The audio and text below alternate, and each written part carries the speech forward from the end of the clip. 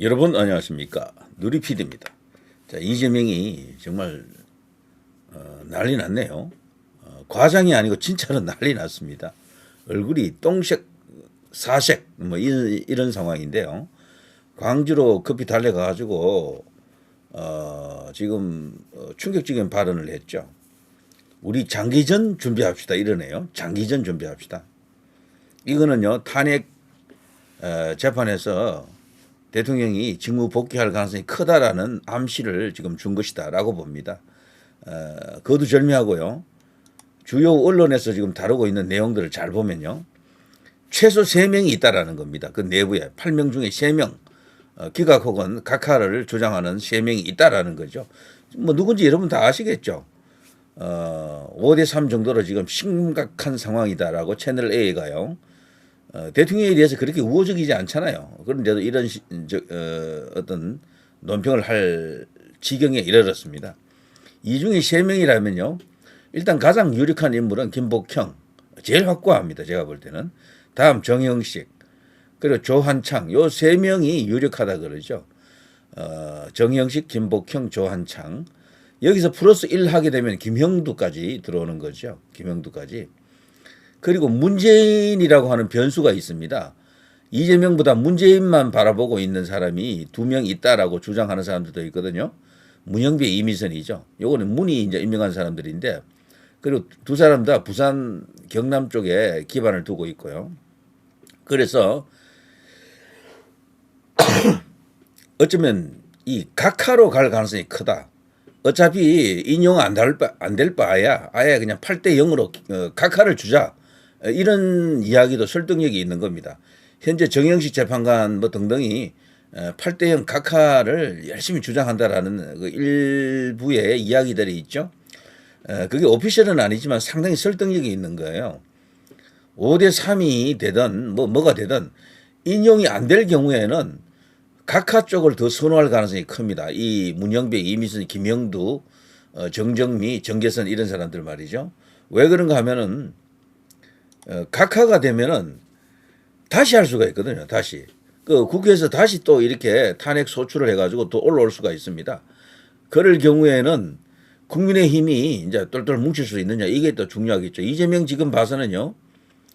각하될 경우에 그냥 그걸로 끝나지 않습니다. 기각이면 완전히 끝나는데 그래서 사실 기각이 더 좋아요. 그런데 기각은 일일이 하나하나 다 따져봐야 되잖아. 모든 것을 다 올라와 있는 헌법재판소에서 그 판결문에 다 담아야 돼요. 하나하나 다.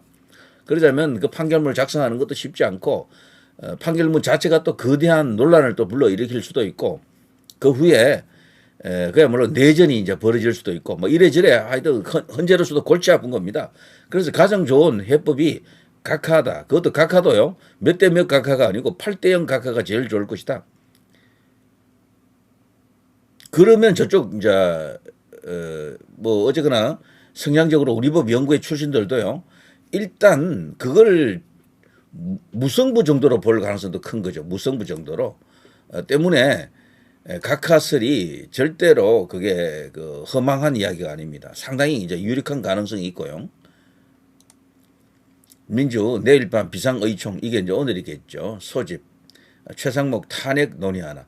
탄핵은 지금 금기된 상황이거든요. 왜 그런가 하면은 한덕수 총리를 탄핵하고 나서 더 이상 탄핵을 안 했어요. 저들이. 탄핵해보니까 지지율이 막 폭락하는 게 지금 보였었잖아요. 한동안. 이재명 지지율도 많이 떨어졌습니다. 그때 당시 이제 대선 주자로서 압도적 1위를 하고 있던 이재명도요. 지지율이 꽤 떨어졌어요. 그런데 그게 어느 정도 지금 회복이 됐거든요. 다시. 이거 탄핵하면 또 떨어집니다. 그걸 감수하면서까지 이렇게 하려는 이유가 뭐겠습니까? 헌재 안에 6명이 안 된 거야. 이렇게 되면은. 응? 최성목 탄핵 못한다라고 다들 봤잖아요. 이걸 한다라는 것은 이미 자신들이 알고 있는 거예요. 헌재 내부가 어떤 것인지. 못하는 이유 5대 3이라면 지금 방법이 없다. 자, 이런 이야기들. 신변 보호를 지금 받고 있죠. 이재명.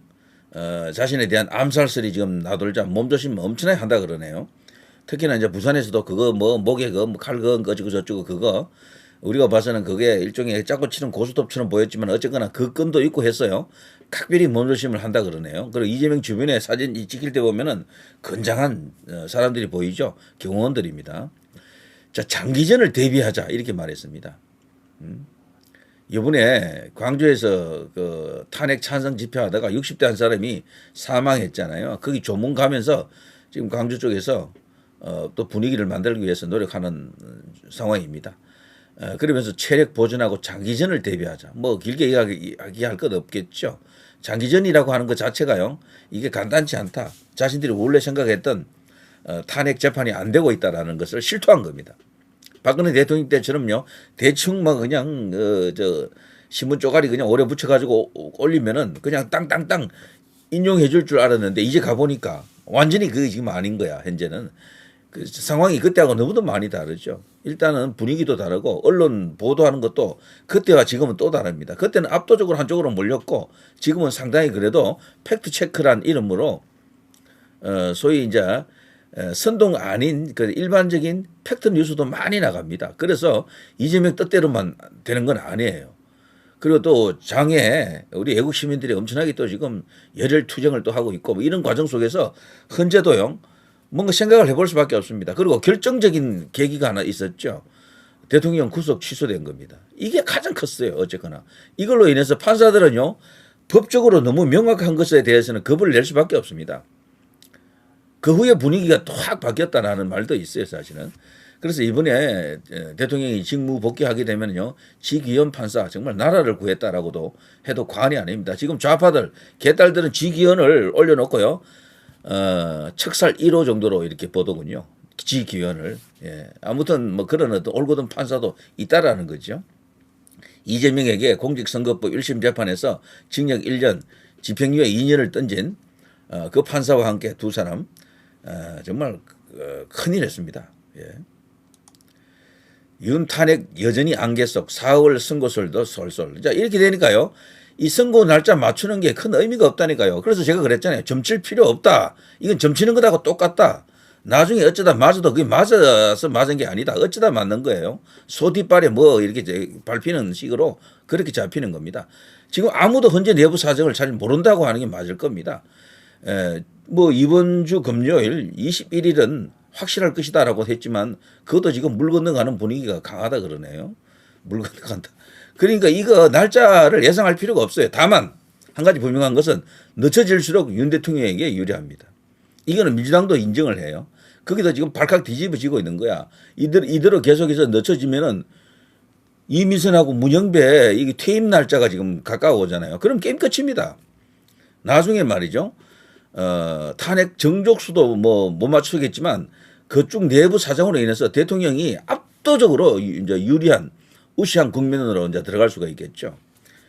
그래 되면 여론도 많이 또 이렇게 더 좋아질 것이고 여론 지지율도 더 올라오겠죠.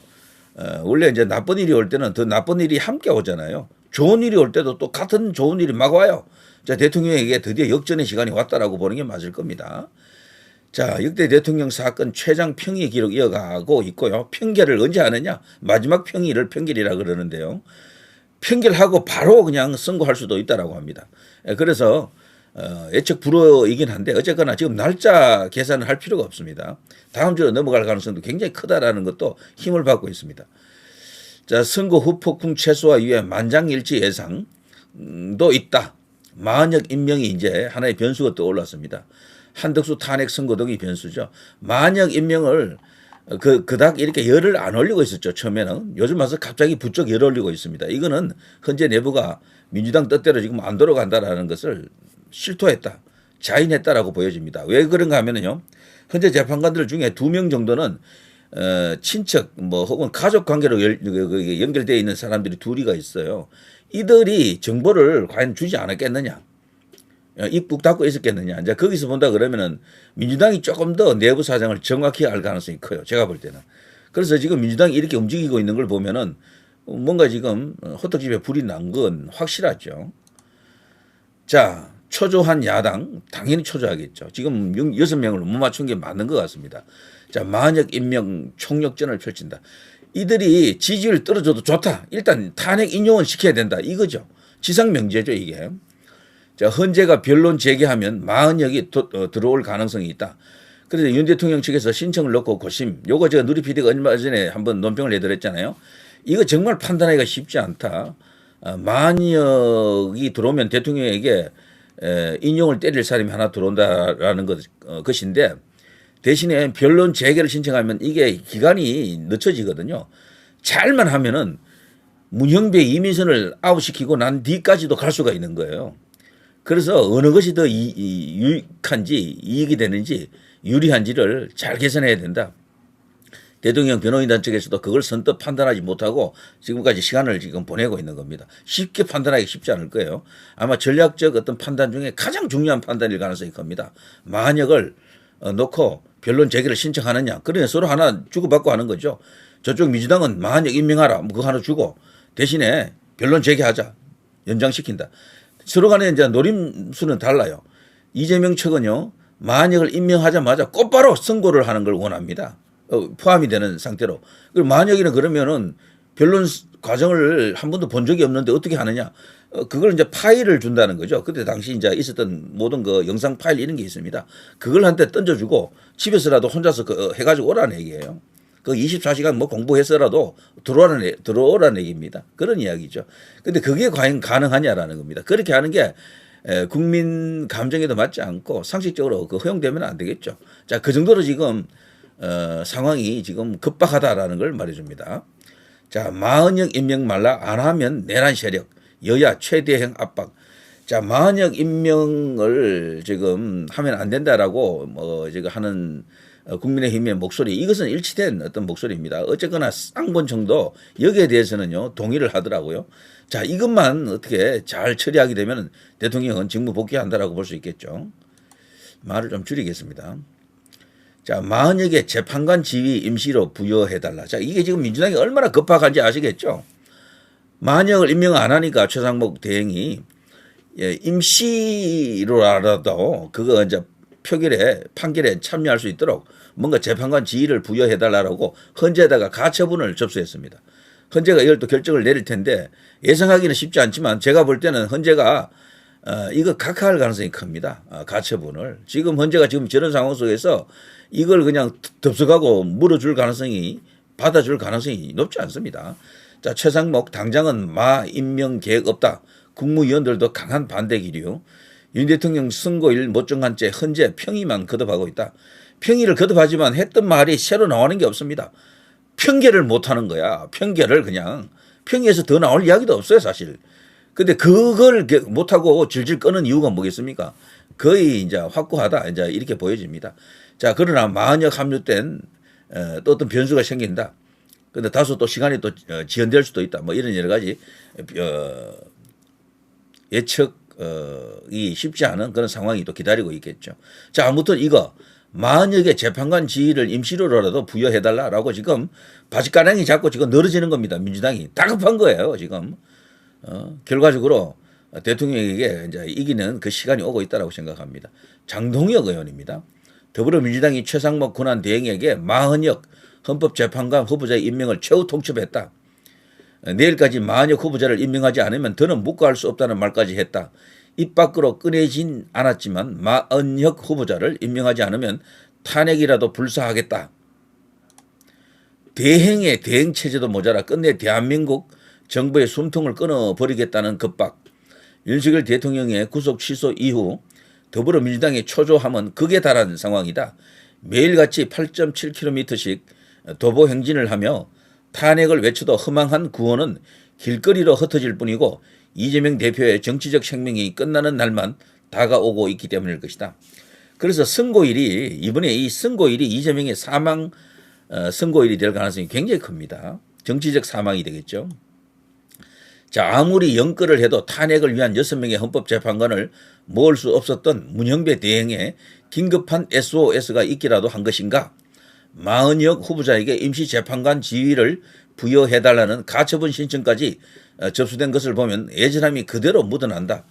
더불어민주당과 문형배 대행의 헌재가 아무리 꼼수를 부려도 탄핵은 이미 물 건너갔다. 와, 정말 대박입니다. 그러면서 결론적으로 이런 거. 이제 남은 것은 탄핵 기각이냐 각하냐의 결정만 남은 상황이다. 사법부 결정의 승복을 밝혀야 할 대상은 이재명 대표와 더불어민주당이다. 자, 공은 전부 이쪽으로 다 넘어왔습니다. 자, 의인 3명이 현재 존재한다. 3명이 존재한다라는 것은요, 나머지 5명을 다 끌고 올 수 있는 힘이 있다라는 겁니다. 그래서 8대0 각하설이 절대 이게 허황한 이야기가 아닙니다. 일단 각하라고 하는 것은 문영배, 이미선, 여기 정계선 입장에서도 다시 한번 해볼 수 있다라고 이제 그렇게 볼 수도 있고요. 왜냐하면 국회가 그냥 그대로 물러서지 않을 겁니다. 대통령을 또 탄핵을 할 거예요. 자, 그런 것을 이렇게 생각할 수 있기 때문에 각하설이 양쪽을 다 만족시키는 카드이기도 합니다. 그런데 제가 볼 때는요, 정영식, 김복형, 조한창 이런 3분이 확고하다 그러면은 기각을 유도하는 것도 좋습니다. 기각해버리면 이 일사부재리에 의해서 다시 그걸 들고 올 수가 없어요. 뭐 대통령을 이런 식으로 탄핵을 또 할 수가 없다니까. 그게 더 낫기 때문에 제가 옛날부터 이왕이면 각하보다 기각이 좋습니다라고 말하는 겁니다. 각하로 만일에 다시 국회로 가버렸을 때는 이때는 국민의힘 내부 단속을 시작해야죠. 이게 가장 중요합니다. 한동훈계로 불리는 몇 명이 이탈한다거나 뭐 안철수라든가 뭐 이런 사람들이 있잖아요. 그런 사람이 8명이 넘어가 버리면은 또 문제가 되는 거야. 그래서 이게 복잡합니다. 그래서 이왕이면 각하보다는 기각이 좋은 거죠. 자, 이 정도 하고요. 어쨌거나 이재명 지금 난리 났습니다. 완전히 그냥 다 잡은 대어를 놓쳤다라는 그런 상황 아닙니까?